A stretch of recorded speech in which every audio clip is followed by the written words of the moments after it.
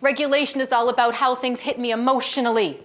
If somebody's tailgating you, it's hitting you emotionally, right? Right? Yeah. And as you get ramped up, you got to know how to cope with it. You can't control them. How are you going to cope with that emotion? It's not their business. It's not their fault.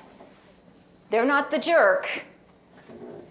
You've got to respond to it. And that's about regulating emotions. You are the only one responsible for regulating those emotions. When a kid comes up to your face, I always share when a kid comes to me and I say, hey, go to class so you're not late. And they say, yeah, why don't you go to class like you get paid to?